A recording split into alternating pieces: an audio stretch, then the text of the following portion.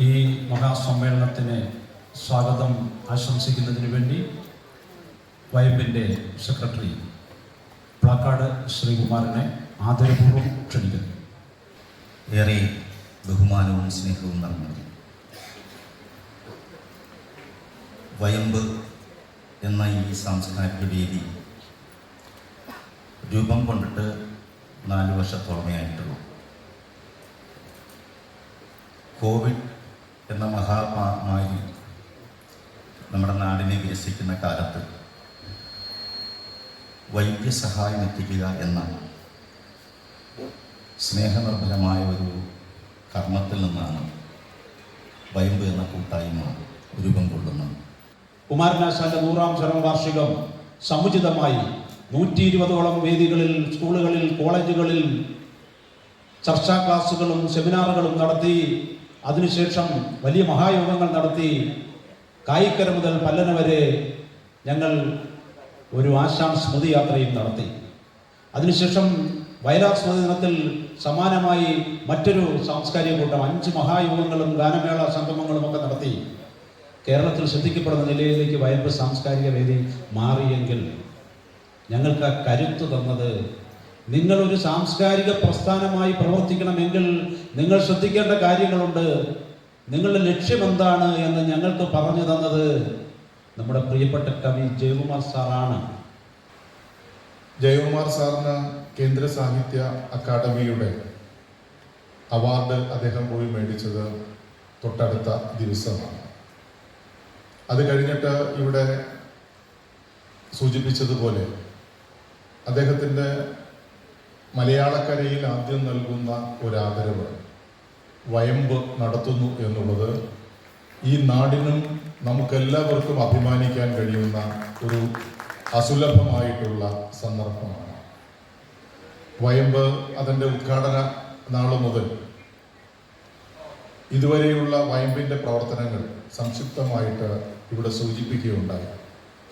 വയമ്പെന്ന വാക്ക് തന്നെ ഏറ്റവും പ്രാധാന്യമുള്ളതാണ് എന്ന് നമുക്കറിയാം. നാക്ക് തിരിയുന്നതിനു വേണ്ടി ഉപയോഗപ്പെടുത്തുന്നതാണ് വയമ്പ്. എല്ലാവരുടെയും നാക്ക് നന്നായിരിക്കണം. അത് തിരിഞ്ഞ് നല്ലത് പറയാനുള്ള ഒരു സന്ദർഭം ഉണ്ടാകണം എന്നുള്ള ഒരർത്ഥം നമ്മൾ മനസ്സിലാക്കുമ്പോൾ സ്വാഭാവികമായി ശരിയുടെയും ന്യായത്തിൻ്റെയും നീതിയുടെയും ഭാഗത്ത് സംസാരിക്കാൻ നമുക്ക് കഴിയണം എന്നുള്ളതാണ് പ്രധാനം. ഞാൻ ദീർഘിപ്പിക്കുന്നില്ല. ഒരു കാര്യം ജയകുമാർ സാറിനെ സംബന്ധിച്ച്, ഈ അടുത്ത ദിവസം ജയകുമാർ സാറും ഞാനും കൂടി പങ്കെടുത്ത വർക്കലയിൽ MGM സ്കൂളിൻ്റെ ഒരു പരിപാടി ഉണ്ടായിരുന്നു. പ്രിയങ്കരിയായ ഗായിക KS ചിത്രയ്ക്ക് ഒരു അവാർഡ് നൽകുന്ന പരിപാടിയായിരുന്നു. ജയകുമാർ സാറാണ് KS ചിത്രയ്ക്ക് അവാർഡ് നൽകിയത്. അന്നത്തെ ആ പരിപാടി ഇപ്പോഴും എൻ്റെ മനസ്സിൽ നന്നായിട്ട് തങ്ങി നിൽക്കുകയാണ്. അടുത്ത ദിവസമാണ് ഞാൻ ഇൻസ്റ്റഗ്രാമിൽ ജയകുമാർ സാറിൻ്റെ കുട്ടിക്കാലം എന്ന് പറഞ്ഞാൽ IAS പഠിക്കുന്ന സമയത്ത് അദ്ദേഹം എങ്ങനെയാണ് പഠിച്ചത് എന്നതിനെ സംബന്ധിച്ച് സൂചിപ്പിക്കുന്ന ഒരു ഭാഗം ഇൻസ്റ്റഗ്രാമിൽ കാണാൻ സാധിച്ചത്. കൂട്ടുകൂടിയുള്ള പഠിത്തത്തിന് ഞാനില്ലായിരുന്നു, ഒറ്റയ്ക്ക് പഠിക്കുകയാണ് എൻ്റെ കാര്യം. അത് രാത്രിയിൽ ഉറക്കം വരുന്നത് വരെ പഠിക്കും. ഉറക്കം വരുമ്പോൾ എഴുന്നേറ്റ് നടക്കും, ലോഡ്ജിൽ നിന്ന് പോയി കട്ടൻ ചായ അടിച്ച് തിരിച്ച് വീണ്ടും വരും. ആഴ്ചയിൽ ഒരു ദിവസം അമ്മയെ കാണാൻ വേണ്ടിയിട്ട് പോകും.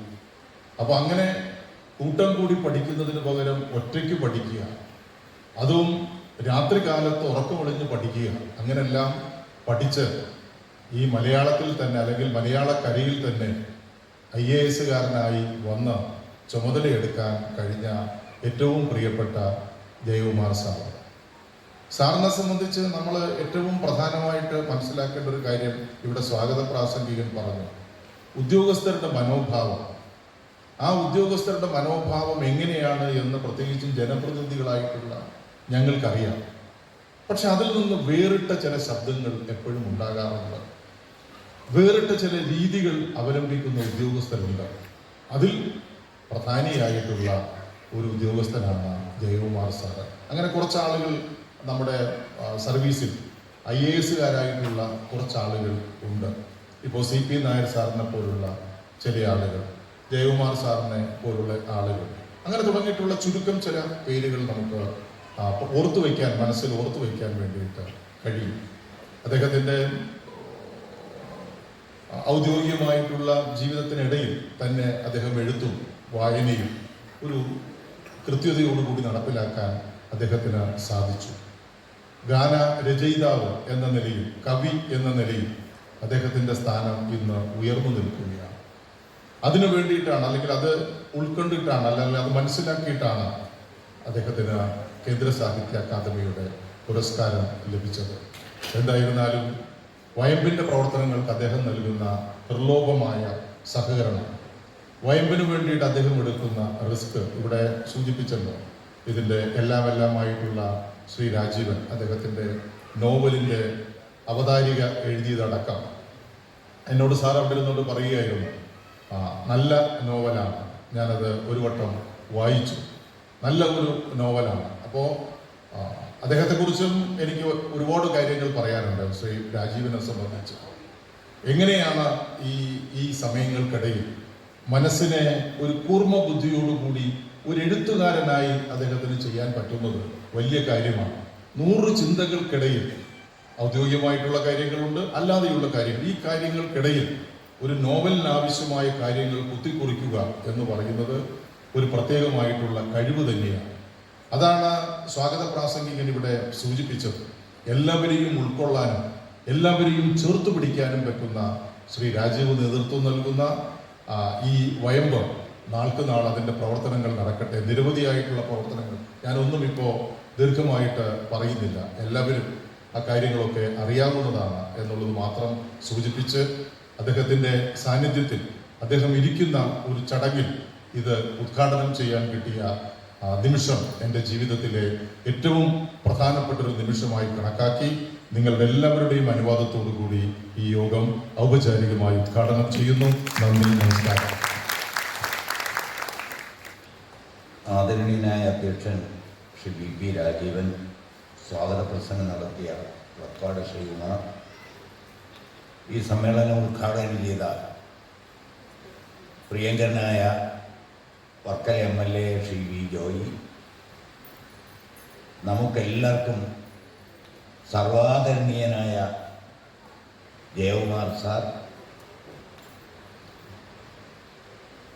ഏറ്റവും ബഹുമാന്യരായ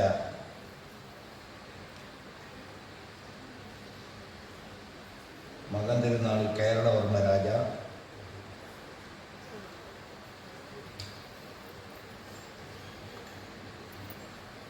ബഹുമാനായ D ത്യാഗരാജൻ, ബഹുമാനരായ പഞ്ചായത്ത് പ്രസിഡന്റുമാർ ബേബി രവീന്ദ്രൻ, എൻ ശാന്തിനി, ഏറ്റവും ബഹുമാന്യരായ സുഹൃത്തുക്കളെ, ജയകുമാർ സാറുമായി എനിക്ക് 43 വർഷക്കാലത്തെ പരിചയമുണ്ട്. സാറിനെ കുറിച്ച് എന്താ പറയുക?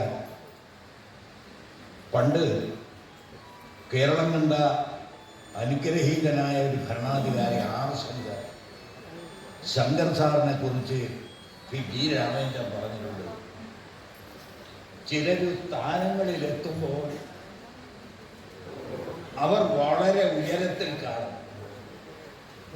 ആ സ്ഥാനത്തെക്കാൾ ഉയരം അവർക്കുണ്ടാവും. പക്ഷെ ആ സ്ഥാനത്തുനിന്ന് മാറിയാലും ശരി, അവരുടെ ഉയരം കുറയില്ല. മറ്റു ചിലർ സ്ഥാനത്തെത്തുമ്പോൾ വല്ലാതെ പൊങ്ങും, സ്ഥാനം തീരുമ്പോൾ അവരും തീരും എന്ന് പറഞ്ഞിട്ട്. ഇത് ആർ ശങ്കരെ കുറിച്ച് പറഞ്ഞതാണ്, താരതമ്യം ചെയ്യുകയല്ല. ജയകുമാർ സാർ ഏതെല്ലാം സ്ഥാനത്തിരുന്നിട്ടുണ്ടോ ആ സ്ഥാനം ഒഴിയുമ്പോഴും ആ സ്ഥാനത്തെക്കാൾ ചെറിയ ആളായിരുന്നില്ല ജയകുമാർ എന്ന് പറയാൻ ഞാൻ ആഗ്രഹിക്കുന്നു. മലയാളത്തിൻ്റെ പ്രിയ കവി, കേന്ദ്ര സാഹിത്യ പുരസ്കൃതനായ കെ ജയകുമാറിന് സാംസ്കാരിക കേരളത്തിൻ്റെ ആദരവ് നൽകുകയാണ്.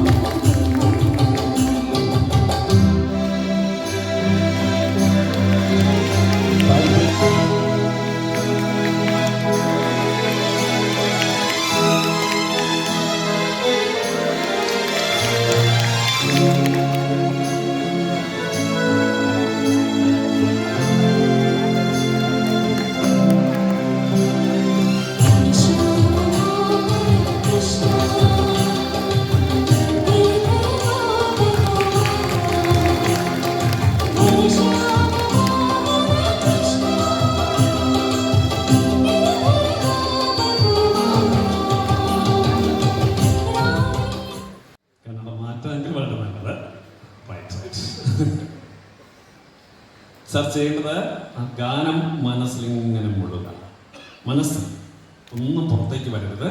ഞാൻ എന്തെങ്കിലും ചോദിക്കുമ്പോൾ തെറ്റായാൽ കൂടി ഗാനം വിളിച്ച് പറയരുത്. ഇപ്പൊ നമുക്ക് വളരെ എളുപ്പത്തിലേക്ക് എത്തിയിട്ടുണ്ട്.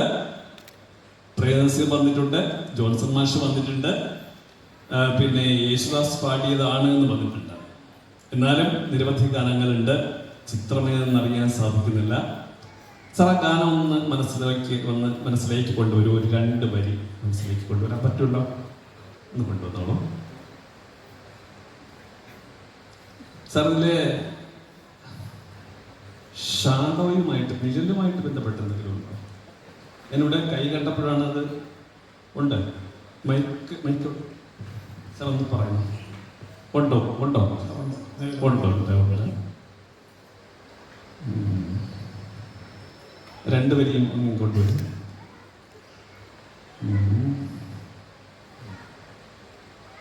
പുഷ്പങ്ങളുമായിട്ട് പൂക്കളുമായിട്ട് ബന്ധമുണ്ടോ? പൂക്കളല്ല, അല്ല സാർ. അതിൻ്റെ നമുക്ക് അത് തുടങ്ങി കിട്ടുന്നതിന് വേണ്ടി അതിൻ്റെ ഫസ്റ്റ് വേർഡ്, ആദ്യ വാക്ക്, ഇവിടെ നമ്മളിങ്ങനെ അന്തരീക്ഷത്തിൽ എഴുതിയാൽ എങ്ങനെ എഴുതും അതുപോലെ മലയാളത്തിൽ. അപ്പൊ അമ്മ എന്നാണെങ്കിൽ ആ അമ്മ, കൈ കാണിക്കരുത്, മനസ്സിൽ ഇങ്ങനെ അന്തരീക്ഷത്തിൽ എഴുതിയതുപോലെ ഒന്ന് ഇമാജിൻ ചെയ്യുക.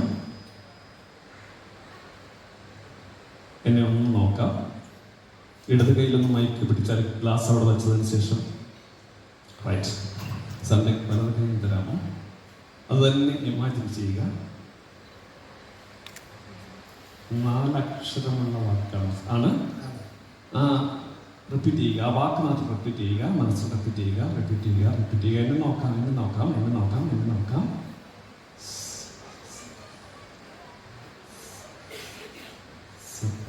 സാറിന് പ്രദോഷം, സന്ധ്യ എന്നിവയുമായിട്ടൊക്കെ ബന്ധമുണ്ട്. സന്ധ്യ അല്ല, 4 അക്ഷരം. ഒന്ന് സായന്തനം ആണോ? സായന്തനം, ഷാഡോ, നിഴല്, പൂക്കളല്ലേ? സായന്തനം, സായന്തനം നിഴൽ വീശിയില്ല, ശ്രാവണ പുഷ്പങ്ങൾ ശ്രാവണ പൂക്കളുറങ്ങില്ല. സന്തോഷം, വളരെ സന്തോഷം. സാർ ഈ ഗാനമാണ് തിരഞ്ഞെടുത്തത്. വളരെയധികം സന്തോഷമുണ്ട്. ഇന്ദ്രജാലത്തിലൂടെ ഇങ്ങനെയൊരു സ്നേഹോപഹാരം തീർക്കാൻ സാധിച്ചതിന് ഈ വയമ്പിനോടുള്ള സ്നേഹം കൂടി പങ്കുവെച്ചുകൊണ്ട് ഈ പാട്ടിനെ സാറിന് എന്തെങ്കിലും 2 വാക്ക്, നമുക്കിപ്പോൾ ചന്ദ്രനിലെ സുഗന്ധമൊക്കെ ആണെങ്കിൽ സാർ അതിനെക്കുറിച്ചൊക്കെ ഒരുപാട് വാചാലനായിട്ടുണ്ട്. ഒരു 2 വാക്ക് അതുമായി ബന്ധപ്പെട്ടെന്ന് പറയാമെങ്കിൽ വലിയ സന്തോഷം.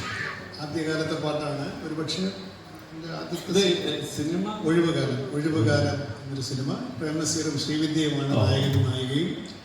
ഭരതൻ സംവിധാനം, പത്മരാജന്റെ തിരക്കഥ.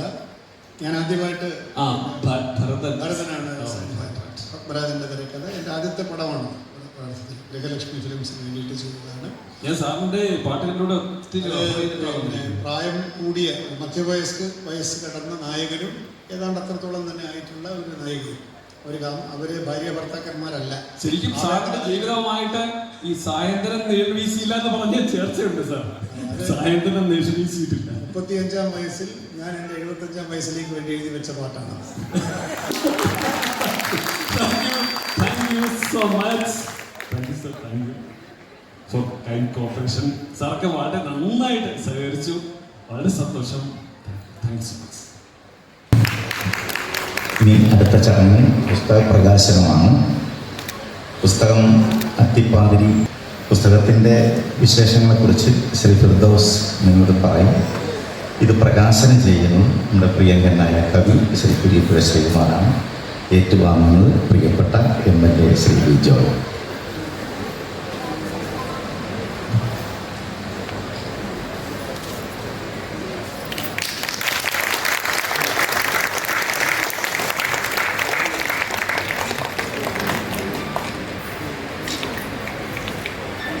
ശ്രീ വി പി രാജീവൻ വളരെ കാലമായിട്ട് സാഹിത്യരംഗത്ത്, എഴുത്ത് രംഗത്തൊക്കെ സജീവമായി നിൽക്കുന്ന ഒരാളാണ്.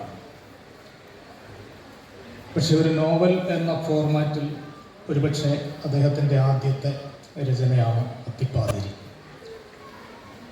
അതിൻ്റെ ടൈറ്റിൽ കൊണ്ട് തന്നെ ശ്രദ്ധിക്കപ്പെടുന്ന ഒരു നോവലാണ്. എന്താണ് അത്തിപ്പാതിരി എന്ന് ചോദിച്ചാൽ, ആധുനിക മലയാള സാഹിത്യത്തിൽ ഭാഷാ നിർമ്മിതിയോ പദനിർമ്മിതിയോ ഇല്ലാത്ത ഒരു കാലത്ത്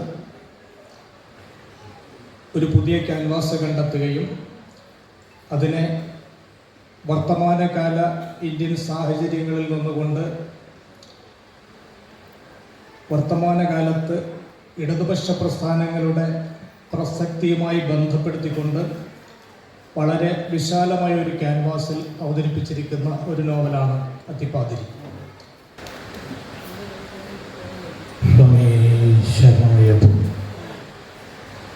അധിക നേരം സംസാരിക്കാൻ ഞാൻ ഇഷ്ടപ്പെടുന്നില്ല.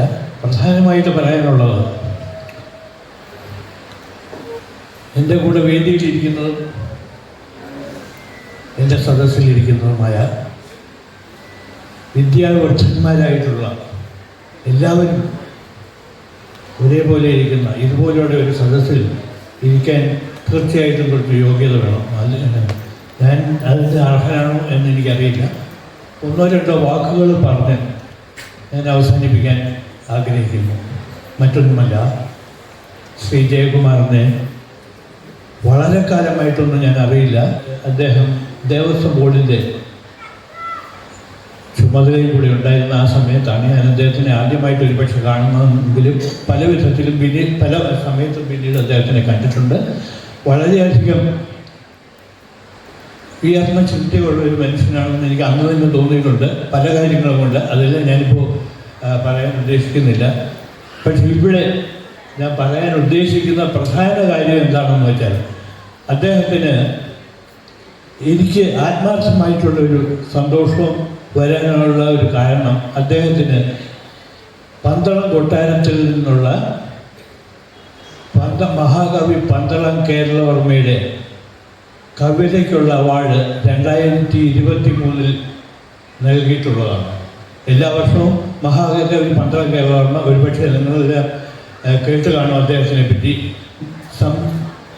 പദം കൊണ്ട് പന്താടുന്ന പന്തളത്ത് തമ്പുരാനാണ്. അന്ന് ഉള്ളൂരും കുമാരനാഥൻ ഇവരെല്ലാം വിശേഷിക്കുക സമകാലീനാണ് പന്തളം കേരളവർമ്മ. അധികം കാലം ജീവിച്ചിരുന്നില്ല. എൻ്റെ അമ്മാവൻ എന്ന് വെച്ചോളൂ, അമ്മാവൻ്റെ അമ്മാവൻ. അപ്പോൾ അതിൽ തൊട്ട് കഴിയിട്ടുള്ള അമ്മാവനിൽ തൊട്ട് കഴിയിട്ടുള്ള വന്നിട്ട് ആ കാറ്റടിച്ച് കുറേശ്ശെ ഒരു സംസ്കൃതം എന്നുള്ള, അല്ലാതെ ഞാൻ സംസ്കൃതമൊന്നും പഠിച്ചിട്ടില്ല. ചില ബുക്കുകളൊക്കെ എഴുതിയിട്ടുണ്ട്. ആ ബുക്കുകളിൽ പ്രധാനമായിട്ട് അയ്യപ്പ പൂർണ്ണനാഥ ഗീത എന്നുള്ള ഒരു പുസ്തകമാണ്. ആ പുസ്തകത്തിന് വളരെ ഭംഗിയായിട്ടുള്ള ഒരു അവതാരിക എഴുതി തന്നെ അദ്ദേഹമാണ്. അന്നും ഒരു കൂടുതൽ അറിയാം. നമ്മൾ ഈ അവാർഡ് കൊടുക്കുന്നത് ഞാൻ ആലോചിക്കുകയാണ്.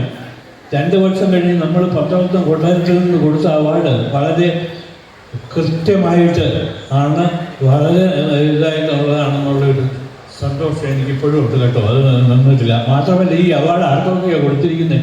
മഹാകവികൾക്കും ഒക്കെ തന്നെയാണ്. എല്ലാ വർഷവും ഇതിനു മുമ്പ് ONV, സുഗതകുമാരി, അക്കിത്തം, വിഷ്ണു നാരായണൻ നമ്പൂതിരി എന്ന് വേണ്ട എല്ലാ മഹാകവികൾക്കും.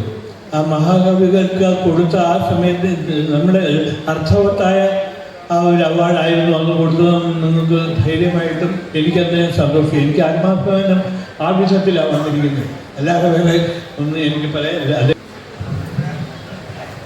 ആദരണീയനായ കെ ജയകുമാർ അടക്കം ഈ വേദിയിലിരിക്കുന്ന എല്ലാ വിശിഷ്ട വ്യക്തികൾക്കും നിങ്ങൾക്കെല്ലാവർക്കും എൻ്റെ ഏറ്റവും നീതിയായ നമസ്കാരം. വളരെ വിശിഷ്ടമായ ചടങ്ങാണ് എന്ന് എനിക്ക് അറിയാം. വയമ്പ് കുറച്ച് കാലമായിട്ട് നമ്മുടെ നാട്ടിൽ വളരെ പ്രധാനപ്പെട്ട ചില സാംസ്കാരിക കാര്യങ്ങൾ നടത്തിക്കൊണ്ടിരിക്കുന്ന ഒരു സംഘടനയാണ്. ഏറ്റവും പ്രധാനപ്പെട്ട ഒരു കാര്യം വയമ്പ് നടത്തിയത് കുമാരനാശാൻ്റെ ജന്മസ്ഥലം മുതൽ കുമാരനാശാൻ മരണമടഞ്ഞ പല്ലന വരെയുള്ള നടത്തിയ സാംസ്കാരിക യാത്രയാണ്. വളരെ പ്രധാനപ്പെട്ടതും വളരെ ശ്രദ്ധിക്കപ്പെടുന്നതുമായ ഒരു യാത്രയായിരുന്നു അത്. പിന്നീട് നടത്തിയ ഒരു സാംസ്കാരിക യാത്ര ദേവരാജൻ മാഷുടെ ശവ സംസ്കാരം നടത്തിയ പരവൂര് ഉദ്യാനത്തിൽ നിന്നും വയലാർ രാമവർമ്മ ജനിച്ച് വളർന്ന് അദ്ദേഹത്തിൻ്റെ സംസ്കാരം നടത്തിയ രാഘവപറമ്പ് വരെ, വയലാറിലെ രാഘവപറമ്പ് വരെ നടത്തിയ യാത്രയായിരുന്നു. ആലീസിൻ്റെയും സംഘത്തിൻ്റെയൊക്കെ പാട്ടും എല്ലാം നടത്തിയ യാത്ര വളരെ ഗംഭീരമാണ്. അതായത് ആ സമയത്ത് നമ്മൾ ഉദ്ദേശിച്ച സമയത്ത് അവിടെ ചെന്നെത്താൻ പോലും കഴിയാത്ത രീതിയിൽ വഴിയിൽ ഒരുപാട് സ്ഥലങ്ങളിൽ ഈ കവിതകൾ ഒക്കെ ഇങ്ങനെ പാട്ടുകളൊക്കെ പാടി നടത്തിയ ഒരു യാത്രയായിരുന്നു. വളരെ പ്രധാനപ്പെട്ട ഒരു സാംസ്കാരിക സംഭവമായിട്ടാണ് ഞാനത് വയമ്പിൻ്റെ ഈ പ്രവർത്തനത്തെ കാണുന്നത്. ഈ യാത്ര ഒരു 2-3 സ്വീകരണ സ്ഥലങ്ങൾ കഴിഞ്ഞപ്പോൾ എനിക്ക് പറയണമെന്ന് തോന്നിയ ഒരു കാര്യവും ഞാനത് തുറന്ന് പറയേണ്ട ഒരു കാര്യം ഇതാണ്.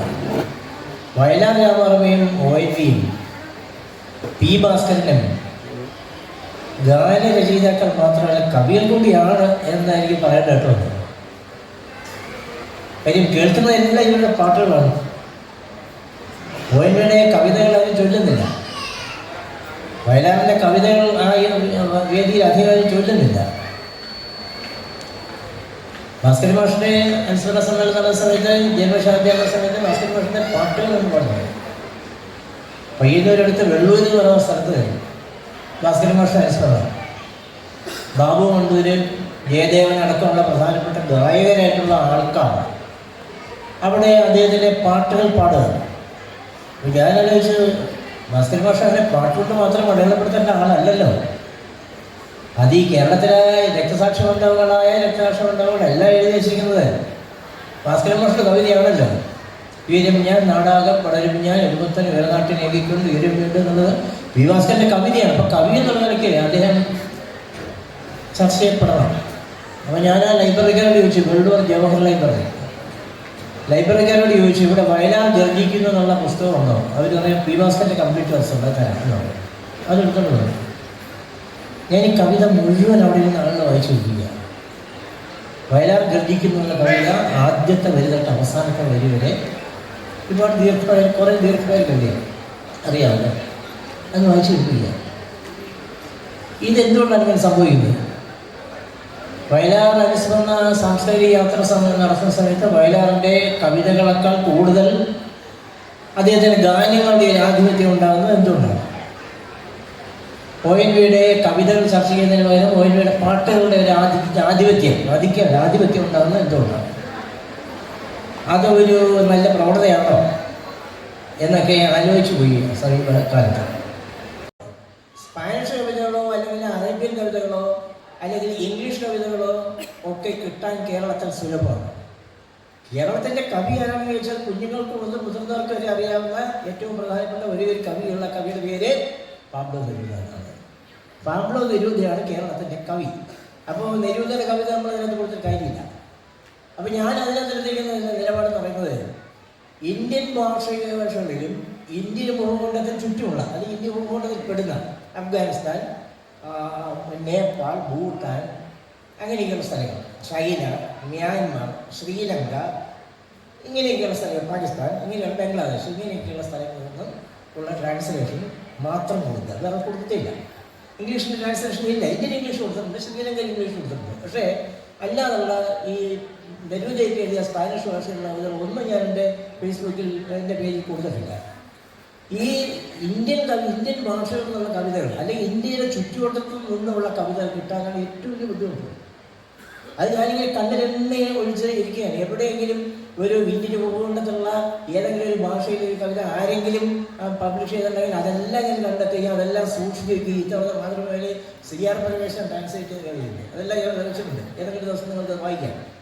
അതാണ് ഏറ്റവും കൂടുതൽ ദാരിദ്ര്യം അനുഭവപ്പെടുന്നൊരു കാര്യം. അതിനകത്തൊരു പ്രധാനപ്പെട്ട കാര്യം അഫ്ഗാനിസ്ഥാനിലെ സ്ത്രീകളുടെ കവിതകൾ ഇദ്ദേഹം ട്രാൻസ്ലേറ്റ് ചെയ്തതാണ്. അഫ്ഗാനിസ്ഥാനിലെ സ്ത്രീകളുടെ പ്രത്യേകത നിങ്ങൾക്കറിയാമല്ലോ. ഇവിടെയുള്ളവർക്ക് പോലും ഉള്ള സ്വാതന്ത്ര്യം അവിടെയില്ല. കോളേജിൽ പഠിച്ചിരുന്ന എല്ലാ സ്ത്രീകളോടും വീട്ടിൽ പോകാൻ പറഞ്ഞു. ഡോക്ടറായിട്ടും നഴ്സായിട്ടും ആശുപത്രികളിൽ ജോലി ചെയ്യുന്ന എല്ലാ സ്ത്രീകളോടും വീട്ടിൽ പോകാൻ പറഞ്ഞു.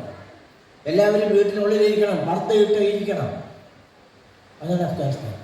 പക്ഷെ അവർക്ക് കവിതയുണ്ട്, 2-3 വരികളുള്ള കവിതകൾ. അവർ പേര് വയ്ക്കില്ല, താഴെ പേര് വയ്ക്കില്ല. ആശയം കൊണ്ടാണ് ആ കവിത മുമ്പോട്ട് പോകുന്നത്, പേരുകൊണ്ടല്ല. ആശയം കൊണ്ട് കവിത മുമ്പോട്ട് പോകുക.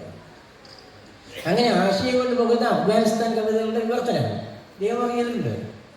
ഇതൊക്കെ നമ്മൾ പ്രധാനമായിട്ട് കാണേണ്ടതാണ്. അദ്ദേഹത്തിൻ്റെ പാട്ടുകൾക്കപ്പുറമാണ് പ്രധാനപ്പെട്ട ഒരുപാട് ഇത്തരം പ്രവർത്തനങ്ങൾ സാഹിത്യത്തിൽ അദ്ദേഹം ചെയ്തിട്ടുണ്ട്. അതുപോലെ തന്നെ പിന്നെ ഞാൻ അദ്ദേഹത്തെ കാണുന്നത്, അദ്ദേഹം മലയാള സർവകലാശാല വൈസ് ചാൻസലറുടെ സമയത്ത് അവിടെയുള്ള യൂണിയൻ ഭാരവാഹികൾ അവിടുത്തെ ഒരു മീറ്റിംഗ് എന്നെ വിളിക്കുമ്പോഴാണ്. അവിടെ ചെന്ന് അദ്ദേഹത്തിൻ്റെ മുറിയിലിരിക്കുകയും അദ്ദേഹത്തിൻ്റെ ലളിതവും മധുരമായിട്ടുള്ള പെരുമാറ്റം അനുഭവിക്കുകയും ഒക്കെ ചെയ്ത് അന്ന് ഞാൻ കണ്ടൊരു അത്ഭുതം എന്ന് പറഞ്ഞാൽ മലയാളത്തിൽ ഏതൊരു വലിയ സംഭാവന എന്ന് പറയുന്നത് അവിടുത്തെ ലൈബ്രറിയാണ്. എപ്പോഴെങ്കിലും നിങ്ങൾ ഒരിക്കലും മലയാള സർവകലാശാലയിൽ പോകണം, അവിടുത്തെ ലൈബ്രറി കാണണം. അസാധാരണമായ ലൈബ്രറിയാണ്. ഇത്രയും പ്രധാനപ്പെട്ട കളക്ഷൻ, ഒരുപാട് പ്രധാനപ്പെട്ട പുസ്തകങ്ങളും രേഖകളും ഉള്ള ഒരു കളക്ഷൻ നമ്മുടെ അഭിമാനമായ തുഞ്ചൻ സർവകലാശാലയിലുണ്ട്.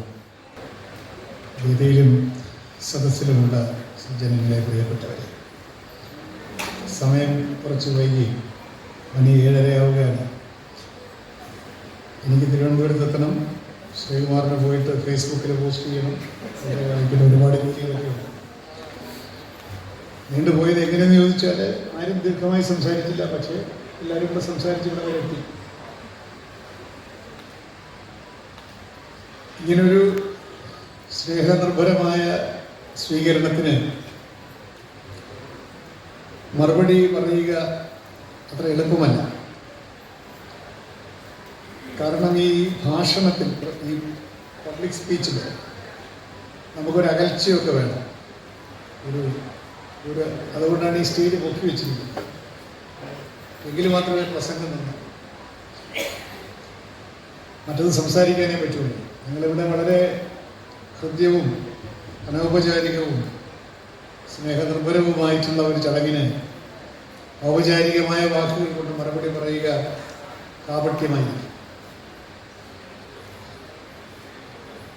അതേസമയം അതിൽ നിന്നതീതമായി എൻ്റെ കവിതയെക്കുറിച്ചും ഒക്കെ പറഞ്ഞു തുടങ്ങിയാൽ അത് ദീർഘമായി പോകാനും സാധ്യതയുണ്ട്. അപ്പം അങ്ങനെ വിരുദ്ധമായിട്ടുള്ള വികാരങ്ങൾക്കിടയിൽ കിടക്കുകയാണ് ഞാൻ. ഈ അഴിയും പൊഴിയും ചേരുന്നിടത്തുള്ള ഒരു കടലിൻ്റെ ഒഴുക്ക്, കടലിൻ്റെ വേലിയേറ്റം ഇങ്ങോട്ട് വരും, പുഴ അങ്ങോട്ട് പോകും, അങ്ങനെയുണ്ടല്ലോ. അങ്ങനെ വിരുദ്ധമായ വികാരങ്ങൾ കൊണ്ടു നിൽക്കുകയാണ്. ആദ്യമായി ശ്രീ രാജീവനെയും ഇതിൻ്റെ സെക്രട്ടറി ശ്രീ പ്ലക്കാർഡ് ശ്രീകുമാറിനെയും ഈ വയമ്പിൻ്റെ ഭാരവാഹികളെയും ഞാൻ എങ്ങനെയാണ് അവരോട് എൻ്റെ കൃതജ്ഞത പറയേണ്ടത് എന്ന് എനിക്ക് അറിഞ്ഞുകൂടാ. ഏതോ ഒരു ജന്മാന്തര ബന്ധം പോലെ എൻ്റെ ഈ അവാർഡ് ലബ്ധിയിൽ അവരെന്തെന്നില്ലാതെ ആഹ്ലാദിക്കുകയും ഇങ്ങനെ ഒരു ആദര സമ്മേളനം വിളിച്ചു കൂട്ടേണ്ടത് അവരുടെ ഒരു സ്നേഹത്തിൻ്റെ പ്രകാശനമായി കാണുകയും ചെയ്തതിൻ്റെ ഫലമായിട്ടാണ് വളരെ കഷ്ടപ്പെട്ട് എന്ന് പറയുന്നത് ഒരുപാട് ബന്ധപ്പെട്ട് ഇങ്ങനൊരു പരിപാടി സംഘടിപ്പിച്ചിട്ടുണ്ട്. അതെന്തെന്ന് വെച്ചാൽ ഞാൻ ഉദ്യോഗത്തിൻ്റെ ഭാഗമായിരുന്നത് കൊണ്ട് തന്നെ ഈ കവിത എപ്പോഴും അധികാരത്തിന് കുഴലൂതുന്നതല്ല കവിത. അധികാരത്തിനോട് സത്യം വിളിച്ചു പറയുന്നതാണ് കവിത. അതുകൊണ്ടായിരിക്കണം IAS-കാരനായിരിക്കുന്ന ഞാൻ കവിത എഴുതിയപ്പോൾ ഞാൻ പറഞ്ഞല്ലോ, നിന്ദാസ്തു നടത്തിയ നിരൂപകന്മാരുണ്ട് എന്ന് പറഞ്ഞ് ഞാൻ അവരെ കുറ്റപ്പെടുത്തുന്നു. കാരണം താത്വികമായി പറഞ്ഞാൽ അധികാര വ്യവസ്ഥയുടെ ഭാഗമായി നിന്നുകൊണ്ട് കവിത എഴുതുന്ന ഒരാള് അതിനെ എങ്ങനെ വിമർശിക്കും? അധികാര വ്യവസ്ഥയോട് വിധേയത്വത്തോടു കൂടി ജീവിക്കുന്ന ഒരാൾ എന്ത് തരം കവിതയാണ് എഴുതുക? ഇത്തരത്തിലുള്ള ചോദ്യങ്ങൾ സ്വാഭാവികമാണ്.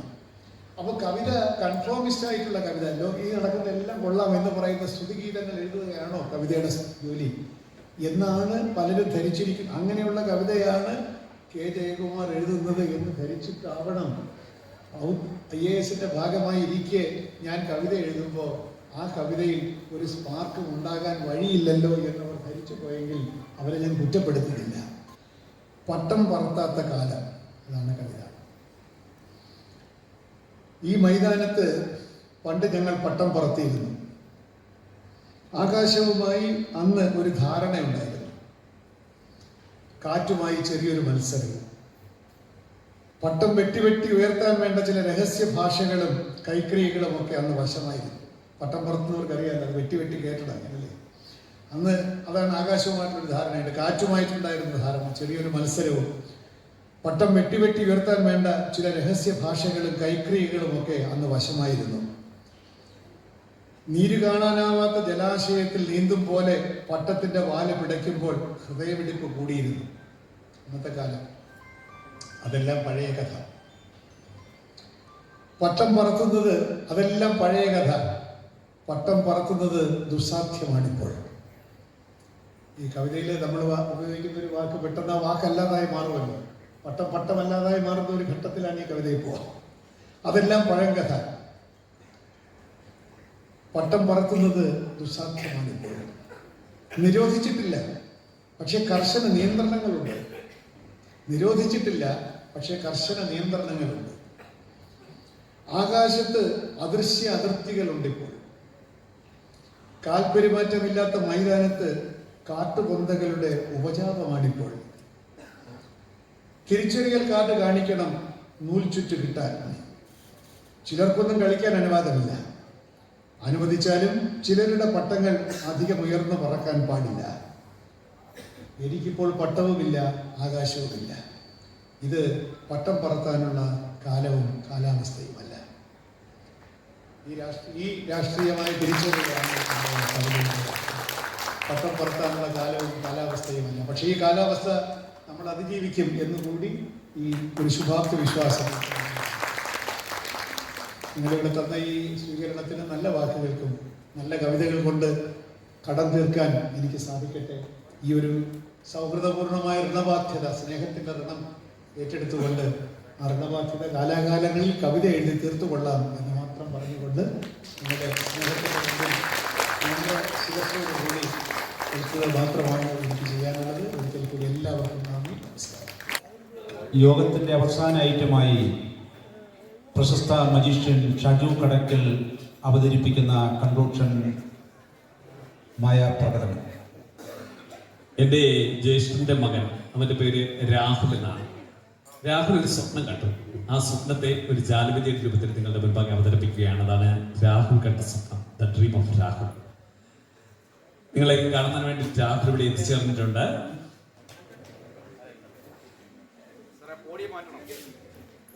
സപ്പോസ് രാഹുൽ രാഹുൽ എന്ത് ചെയ്യുകയാണ്? ഉറങ്ങാൻ കിടക്കുകയാണ്. രാഹുലിനോടൊപ്പം രാഹുലിന്റെ അമ്മയുണ്ട്.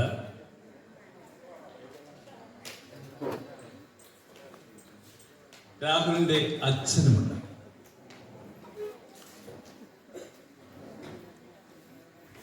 മൂന്നുപേരും ഉറങ്ങാൻ കിടക്കുകയാണ്. രാഹുൽ എന്ത് ചെയ്തു? ചുരുണ്ടുകൂടി കിടന്ന് ഉറക്കം ആരംഭിച്ചു. രാഹുലിന്റെ അമ്മയും ഉറക്കമായി, രാഹുലിന്റെ അച്ഛനും ഉറക്കമായി. ഇങ്ങനെ ഉറങ്ങിക്കിടക്കുന്ന സമയത്താണ് രാഹുൽ ആ സ്വപ്നം കണ്ടത്. വ്യത്യസ്ത നീളമുള്ളവരായ തങ്ങൾ മൂന്നുപേരും ഏകദേശം ഇപ്രകാരം തുല്യ നീളമുള്ളവരായി മാറിയിരിക്കുന്നു എന്ന സ്വപ്നം. രാഹുൽ വിശ്വസിക്കാതിരിക്കാൻ സാധിച്ചില്ല. രാഹുൽ എന്ത് ചെയ്തു? ഇതിൽ നിന്നും ഒന്ന് മാറി നിന്ന് നോക്കി. ശരിയാണ്, തന്റെ നീളം കൂടിയിരിക്കുന്നു. രാഹുൽ തന്റെ അമ്മയോടൊപ്പം ചേർന്ന് നിന്ന് നോക്കി. തന്റെ നീളം വർദ്ധിച്ചിരിക്കുന്നു. തന്റെ അച്ഛനോടൊപ്പം ചേർന്ന് നോക്കി. ശരിയാണ്, രാഹുലിന്റെ നീളം വർദ്ധിച്ചിരിക്കുന്നു. സത്യത്തിൽ നമുക്കറിയാം രാഹുൽ എന്ത് ചെയ്യുകയാണ്? രാഹുൽ ഉറങ്ങുകയാണ്. രാഹുലിന്റെ അച്ഛനും അമ്മയും ഒക്കെ ഉറങ്ങിക്കിടക്കുകയാണ്. പെട്ടെന്നാണ് രാഹുൽ ആ സ്വപ്നത്തിൽ നിന്ന് ഞെട്ടി ഉണർന്നത്. ഉണർന്നു കഴിഞ്ഞപ്പോഴോ രാഹുലിന് പഴയ നീളം, രാഹുലിന്റെ അമ്മയ്ക്ക് പഴയ നീളം, രാഹുലിന്റെ അച്ഛന് പഴയ നീളം. ഇതോടുകൂടി ഈ പരിപാടി ഇവിടെ പൂർണ്ണമാകുന്നു. Thank you so much.